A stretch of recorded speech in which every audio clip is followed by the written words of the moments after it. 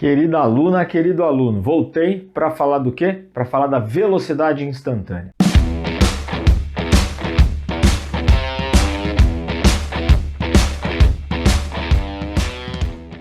O que é a velocidade instantânea?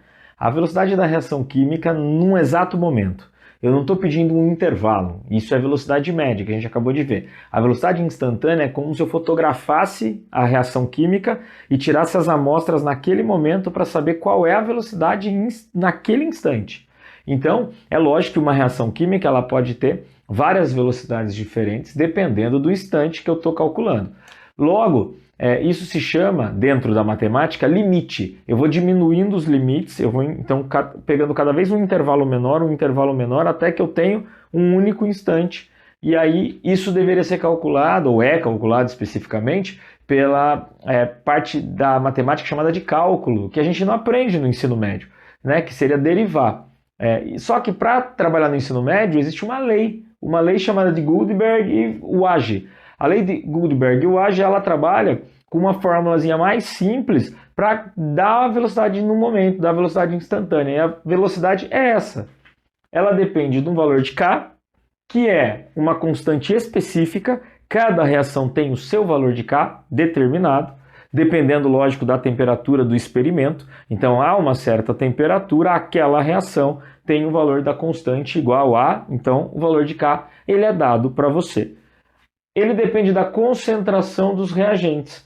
Atenção, concentração tem que ser em mol por litro, então não pode ser em outra unidade de medida. Concentração sempre em mol por litro. E elevado a x. X ele é dado experimentalmente. Então há formas diferentes de obtermos o x, mas ele é um valor dado experimentalmente. Vale também dizer que K ele é uma constante para cada reação e ele contempla já dentro dele as substâncias que são sólidas, os reagentes que são sólidos. Então, os reagentes sólidos, eles não fazem parte aqui da multiplicação. Você não precisa considerá-los. É uma regra já. Lei da velocidade, não tem reagente sólido. Apenas líquido, aquoso, gasoso, sólido não. Então, se tiver uma substância que é um reagente sólido e pedir a lei da velocidade, você elimina. Esse não aparece. Entendeu? Então, me acompanha aí de novo. A lei da velocidade igual a K vezes a concentração dos reagentes elevado a x. Se tiver um reagente A, B, C, você vai fazer K vezes concentração de A, vezes concentração de B, vezes concentração de C, cada um elevado ao seu expoente determinado de forma experimental. Ok? Bom, vamos para a prática então, fazer alguma lei da velocidade para a gente poder entender como é que funciona. Ó, aqui eu dei a mesma reação que eu dei no exemplo da aula de velocidade média, então você está vindo lá da aula de velocidade média, você vai ver esse exemplo. E aí eu tenho o balanceamento 1 de nitrogênio, gasoso, para 3 de hidrogênios, também gasoso. O NH3 aqui não me interessa, porque a velocidade não depende dele. A velocidade instantânea não depende do reagente. Ela depende do K, vezes a concentração do nitrogênio, vezes a concentração do hidrogênio, cada um elevado ao seu respectivo número do balanceamento, 1 e 3. Quando eu posso fazer isso? Eu posso fazer isso quando eu sei que a reação é uma reação fundamental. Entendeu? Que é a primeira forma. É o primeiro método mais simples. Quando eu sei que a reação é fundamental? Ou o texto te diz que é uma reação fundamental, ou ele dá a substância simples, ó, tá vendo? Simples, aqui. Substâncias simples não são formadas por outras reações para eu poder usar aqui. Então não existem etapas de reações que antecedem. É uma só, uma única etapa. Então quando a reação acontece de uma vez só, numa única etapa é uma reação fundamental. E eu posso escrever a lei da velocidade pela reação fundamental. Tá vendo?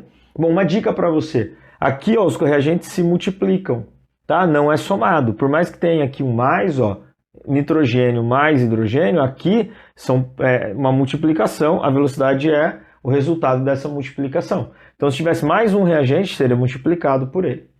É comum perguntar a ordem da reação. O que é a ordem da reação?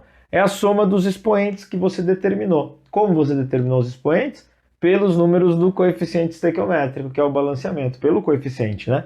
Então, 1 e 3 veio daqui, por ser uma reação fundamental, a soma deles indica que a reação é de quarta ordem. É comum, então, perguntar qual é a ordem da reação. Você vai lá e escreve, a reação de quarta ordem. A soma dos expoentes define a ordem da reação. Pode-se dizer que o nitrogênio gasoso é de primeira ordem e que o hidrogênio gasoso é de terceira ordem, mas que a reação toda é de quarta ordem. Normalmente, aluno, presta atenção, Normalmente o que ele quer é a expressão. Como são 3 métodos que a gente vai estudar para descobrir a lei da velocidade, normalmente o exercício ele é focado não no valor do K, nem no valor da velocidade. Ele é focado na expressão da velocidade. Então, aqui seria uma pergunta muito comum. Qual a expressão da velocidade que representa essa reação?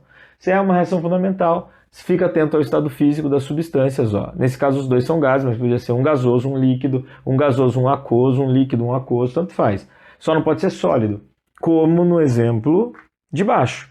O Na2O, ele é sólido, é óxido de sódio. Ele reage com o CO2, que é gasoso. A lei da velocidade só depende do K vezes a concentração do CO2. E como é uma reação fundamental, embora não sejam substâncias simples, o expoente é 1. A reação aqui é de primeira ordem. De primeira ordem. Entendeu como é simples? Ó, a gente cortou o Na2O porque ele é sólido. O sólido não entra. Então entra aqui o CO2, que é gasoso. Como ele é o único reagente que a gente tem aqui, só depende dele. É isso mesmo. A velocidade dessa reação instantânea, né, a lei da velocidade, só depende do CO2 elevado à primeira, que é de primeira ordem. Lógico, né? Qual a diferença de ser de quarta ordem e de primeira ordem? Significa que aqui qualquer alteração de concentração aqui dentro, né, de nitrogênio e de hidrogênio, altera mais, de forma mais significativa a velocidade. Né? Por exemplo, aqui, ó, elevado ao cubo altera muito mais do que elevado à primeira. Então, o hidrogênio influencia mais na velocidade do que o nitrogênio. Acompanhou? Tudo bem até aqui? Bom, então vamos lá. Vou dar licença para você tirar um print rapidinho, né? Ó. Pronto?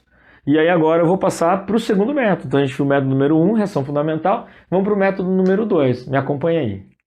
Vamos lá então. Agora o método número 2 e método número 3. Como é que funciona aqui para o método número 2? Ele é muito simples. No método número 2, a gente determina a lei da velocidade de uma reação ou de um processo que tem várias etapas. Primeira etapa, segunda etapa, às vezes terceira, quarta etapa. Então não é uma reação fundamental. Aí como é que fica a lei da velocidade? Ela fica pela etapa mais lenta. Então a gente fala que a lei da velocidade pela etapa lenta. Aí você olha, tem, né, a primeira etapa, que reage NO2 com NO2, formando NO3 mais NO. Esse NO3 vem para cá, ser reagente na segunda etapa, para juntar com o CO, formar NO2 e CO2. O objetivo da reação, então, era formar o CO2. Tá vendo? A formação do CO2, porque o NO eu já tinha desde o começo. Então eu precisei de 2 etapas. Dá para escrever uma etapa global. O que é uma etapa global? Né? A etapa global é aquela que eu junto as 2 etapas. Ela não existe na prática, é só uma síntese das 2 etapas.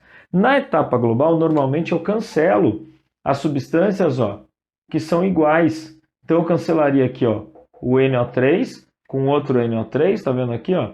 Eu cancelaria também um NO2 com NO2, ó, um NO2 com NO2. Normalmente a gente cancela aquele que é reagente de um lado e produto do outro, então dá para cancelar. E aí eu junto tudo e escrevo a global. A global dependeria então, ó, a global dependeria aqui do NO2, da primeira reação, que é o reagente, do CO, formando CO2 e NO, então NO mais CO2. Se eu vou escrever a lei da velocidade, existe a possibilidade de eu errar e escrever pela global, achando que a global existiu e que ela é relevante para escrever a lei da velocidade. Na realidade, a global não existe, ela só existe no papel, ela é a síntese. Eu preciso escrever a lei da velocidade ou baseada na primeira ou baseada na segunda etapa, ou se tiver uma terceira ou quarta. Qual é a lenta aqui? Não dá para bater o olho e saber, ó, a lenta é a etapa 1, 2, vem escrito. Então, é só isso. Você tem que observar na escrita da equação, normalmente vem aqui na frente, ó, ou às vezes vem falando que a etapa é lenta, a primeira etapa aqui é lenta. A primeira etapa é lenta. A segunda etapa aqui é rápida. E vem escrito desse jeito. Exatamente assim, dizendo qual é a etapa lenta e qual é a etapa rápida. E você determina sempre pela etapa lenta. Então a lei da velocidade dessa reação aqui, né, de tudo isso que pode aparecer para você, é V é igual a K vezes o NO2 elevado ao quadrado. Porque eu não corto o NO2 na primeira etapa, né? É só para escrever a global. Mas aqui eu tenho NO2 e NO2. Então NO2 vezes NO2, NO2 ao quadrado. Então a lei da velocidade é essa. Está aqui, ó. Você determinou a lei da velocidade pela etapa lenta. Então, só isso. É idêntico ao processo que a gente usou agora há pouco na reação fundamental, só que é determinado pela etapa lenta. Você pode estar se perguntando, por que a etapa lenta? Independente de ser a primeira, de ser a segunda, de ser a terceira. É porque para formar o CO2, por exemplo, eu preciso do NO3. E o NO3 só é formado na velocidade da lenta. É como se você comprasse um carro de última geração, super moderno e super veloz, pegasse uma estrada e tivesse um caminhão na sua frente. Quem vai determinar a lei da velocidade nessa estrada é o caminhão, que ele é o lento. Você não vai conseguir sair dele, né? Lógico, a gente está imaginando sem ultrapassagem, né? Mas o que eu estou querendo dizer é que a etapa 2, mesmo sendo rápida, só acontece depois do NO3 formado. Se o NO3 é lento, o processo, todo o processo fica lento. A velocidade global depende da lenta, sempre do processo mais lento. Então essa é a minha dica para você. Observe, né, as etapas, quais estão escritas lentas e rápidas. Lógico, você vai sempre na única lenta, ou na mais lenta. É ela que determina a lei da velocidade. Ok? Não é a global e não é a etapa rápida. Só isso, simples assim. Escreve a equação, é uma reação de segunda ordem, ó. Se quiser anotar aqui, ó, o 2 aqui, posso até colocar o 2 aqui em outra cor, ó. É uma reação de segunda ordem. Tá? Segunda ordem porque o expoente é 2. Bom, vamos lá, método número 3. No método número 3, a gente precisa de uma tabela experimental. Essa é particularmente a que eu mais gosto. No entanto, acaba sendo a mais complicada para muitos alunos, tá? Como que funciona? Ele te dá uma equação, muitas vezes ele te dá uma equação, e ele pergunta a lei da velocidade. Mas ele te dá uma tabela já toda preenchida. Eu não preenchi inteira aqui, ó, mas você terá a tabela no exercício toda preenchida. E ele pergunta quais os expoentes, né? E muitas vezes ele dá o número de balanceamento 1 e 2, 2 e 3, para induzir você a marcar a alternativa lá ao erro de colocar o expoente, o coeficiente. A questão é, se tem a tabela de experimento, é porque essa reação ela não é fundamental. Ela pode ser uma global, por exemplo. E a global não representa a lei da velocidade. Então é comum que em exercícios te dê a reação global, pergunte os expoentes, dá até balanceada para te induzir ao erro de colocar o expoente aqui, só que te dá uma tabela de experimento. Lembra que eu falei que a lei da velocidade é determinada de forma experimental? Então, se tiver uma tabela de experimento, é ela que vai mandar na lei da velocidade e não a equação. Vou te explicar como analisar de forma bem simples. Você vai ter provavelmente um experimento que vai ser a referência. Normalmente é a primeira reação. Essa reação foi feita com 0,1 de A, 0,1 de B2 e foi medida a velocidade. Então ela foi feita como se fosse o branco, padrão para a gente ter para comparar. Numa reação 2, eu quero testar o quanto a substância A, interfere na velocidade. Então o que eu faço? A substância B2 não pode me atrapalhar. Eu mantenho o B2 na mesma concentração e dobro a concentração do A. Ao dobrar a concentração do A, existem possibilidades aqui. A lei da velocidade, a velocidade depende do A. Então, esquecendo por enquanto o K, que ele é uma constante, então ele é igual para todo mundo. Se eu mudar aqui dentro o A, ó, duplicar o que tem do A, o que acontece com a velocidade? Sem alterar o B, sem alterar o K. Depende do expoente. Tá? Então, a gente faz o seguinte, ó. Se eu estou dobrando a concentração está sendo dobrada, tá? Em mol por litro. Eu vou medir o que acontece com a velocidade. E em cima disso eu consigo determinar o expoente. Vou te explicar. Se eu dobrei aqui, ó, dobrei a concentração do A, tá vendo? Ó? A velocidade pode dobrar também. Se a velocidade dobrar for multiplicada por 2, então, ó, atenção. Se a velocidade também for multiplicada por 2, ou por aqui, ó, vezes 2, por exemplo, for para 6 vezes 10 a menos 4, menos 4 aqui escolhido aleatoriamente, podia ser só 6. 6 vezes a menos 2, menos 5, menos 8, tanto faz. Normalmente é uma velocidade pequena, tá? Dobrei a concentração, dobrou a velocidade, dobrou a concentração. A velocidade também dobrou, é porque o expoente é 1. Se ele age proporcionalmente, o expoente só pode ser 1. Porque o expoente sendo 1, ao dobrar a concentração de A, a velocidade também dobra. Porque se o expoente fosse 2, ao dobrar a concentração, a velocidade quadruplicaria. Vamos fazer uma dessa? Ó. A tabela já vem pronta, você só tem que analisar. Ah, eu quero analisar a interferência da substância B2. Então eu mantenho a substância A igual ao primeiro experimento e dobro a concentração de B2. E vou dar uma olhada na velocidade. A velocidade está 12 vezes 10 a menos 4. Como que eu faço essa análise?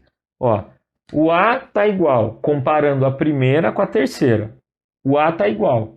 B2 foi dobrada a concentração de B2. O que aconteceu com a velocidade nesse mesmo intervalo? Quadruplicou. Como é que você explica quadruplicar a velocidade se eu só dobrei a concentração? É como se eu tivesse duplicado aqui, ó, vezes 2. Como que explica quadruplicar a velocidade? Porque o expoente é 2. Então você consegue determinar o expoente numa tabela experimental. A tabela vem pronta, do jeito que está aqui. Você só precisa encontrar qual vai ser sua referência. A referência não precisa ser necessariamente o primeiro experimento. Pode ser o terceiro, você compara o terceiro com o segundo, o terceiro com o primeiro. A dica é, se você quer testar o quanto A muda a velocidade, o B tem que se manter constante. Se você quer testar o quanto o B2 nesse caso aqui, o B2 altera a velocidade, você tem que pegar duas reações em que o A é constante. Aqui, por exemplo, seria impossível fazer com a 2 e com a 3, porque muda a concentração de A e muda a concentração de B2. Eu não saberia dizer qual interfere de qual forma na velocidade. Então, ó, de novo, dobrou a concentração, dobrou a velocidade, o expoente é 1. Dobrou a concentração, quadruplicou a velocidade, o expoente é 2. Dobrou a concentração, multiplicou por 8 a velocidade, o expoente é 3. Pegou a lógica? Então, ó, botou um 2 aqui, era 1, passou para 2. A velocidade também dobrou? O expoente é 1. O expoente é 1. Justifica esse 2 de velocidade. Dobrou aqui, mas a velocidade quadruplicou? É porque o expoente é 2. Tá vendo a lógica aqui, ó? Dobrou a concentração, mas a velocidade aumentou em 8 vezes? Porque o expoente tem que ser 3, senão não explica matematicamente. Sacou? A lógica aqui, entendeu? Então é isso. Ó. Deixa eu apagar aqui, deixar originalmente como estava. Então vamos lá, vamos fazer de novo. Fazer de novo aqui. Vou apagar, agora a tabela está toda pronta. Ó. Você já sabe até o que você tem que analisar. Você vai analisar o quê? Eu quero saber o quanto A interfere na velocidade. Pego uma reação em que muda o A, mas não muda o B. O B2, tá vendo? Ah, o A aqui duplicou. Então você fala, duplicou o A. Normalmente a gente faz assim mesmo, em cima da tabela. Duplicou. E a velocidade nesse mesmo intervalo? Também duplicou. Então o expoente do A é 1. Agiu proporcionalmente, duplicou a velocidade duplicando a concentração, o expoente é 1. E o B2? O B2 eu tenho que fixar o A e pegar um em que o B2 muda. Então o B2 ó, aqui está sendo duplicado. 0,1 para 0,2. E a velocidade de 3 para 12 está sendo quadruplicado. Eu dupliquei a concentração, a velocidade quadruplicou. Então o expoente é 2. Então você vai lá e anota o 2. Você achou que a reação é de terceira ordem achou os expoentes. Está aqui. Professor, eu peguei um exercício que ele triplicou a concentração e triplicou a velocidade, o expoente é 1. Triplicou a concentração 9 vezes de velocidade, o expoente é 2. E assim sucessivamente, né? Triplicou a concentração, aumentou em 27 vezes a velocidade, o expoente é 3. Normalmente é isso que acontece, ó. Vê o que acontece com a concentração, vê qual é a resposta da velocidade e consegue determinar o expoente. Tudo bem? Gostou? Vou dar licença para você tirar um print, ó. Tira um print aí. Então acabamos cinética química, vimos tudo, toda a parte teórica, a velocidade média e agora a velocidade instantânea. Espero que você tenha aprendido, estude aí, faça exercício, não deixe de estudar, porque essa matéria será fundamental para equilíbrio químico. E juntas essas matérias sempre aparecem em questões de vestibulares. Bom, bons estudos, espero que você tenha aproveitado a aula, não esquece de deixar seu like, né, deixar o joinha, curtir o canal. Que em breve farei mais vídeos para que possamos aprender cada vez mais a química do ensino médio e para vestibulares. Tudo de bom para você, bons estudos e até a próxima!